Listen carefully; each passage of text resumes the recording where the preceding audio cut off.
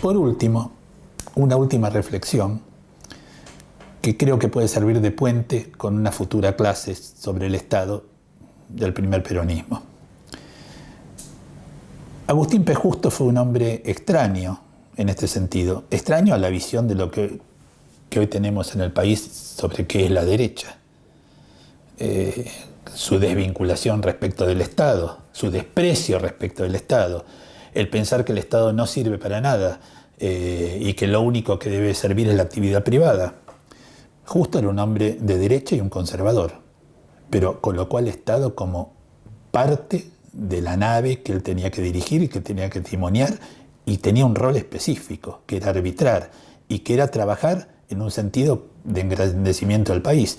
En última instancia, podemos discrepar, y seguramente discrepamos, cuál era la dirección en que él quería llevar esa nave. Pero había un punto en común, tanto con la generación del 80 como con los gobiernos radicales, que tenían obviamente una voluntad popular, como luego la habría con el primer peronismo. El Estado no podía ser dejado de lado, no podía ser ninguneado, no podía desconocérselo, no podía entregarse el país a las apetencias de los grupos que de algún modo manejaban, aunque fueran gravitantes entre sus ministros y sus gobernadores. El Estado tenía un rol asignado, y ese rol Justo lo respetó siempre y lo hizo crecer. Recordemos las obras públicas, y creó equipos de diseño, de trabajo, de proyecto y de planificación que estaban listos para el momento en que el general Perón comienza su primer presidencia constitucional en 1946.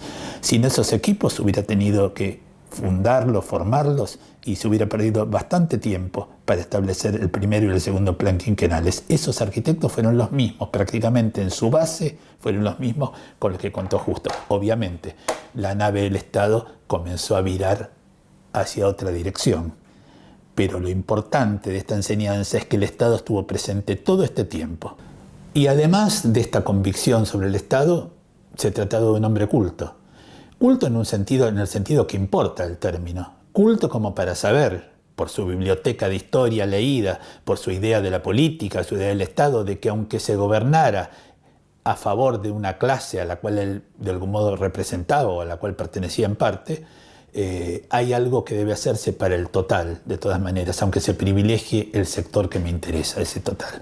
En ese sentido, él mantuvo el Estado firmemente manejando el timón de una nave que obviamente había tenido un sentido distinto con los gobiernos radicales y tendría un sentido diametralmente opuesto bajo el primer peronismo. Pero lo grave de esta situación es que no hubiera nave.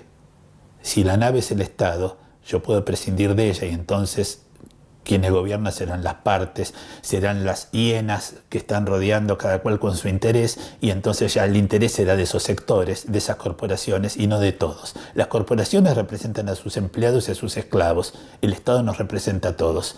Si nos representa a todos, en algún momento podrá girar esa nave que representa al Estado en una dirección o en otra. Pero si el Estado no está, imagínense dónde estaríamos hoy. Y insisto con el tema que toqué antes, ¿dónde estaríamos hoy en medio de una crisis internacional de salud? ¿Dónde estaríamos hoy sin el Estado?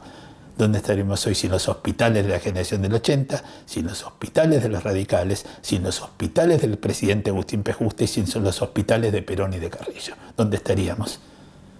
La pregunta se la pueden contestar ustedes. Muchas gracias por la atención.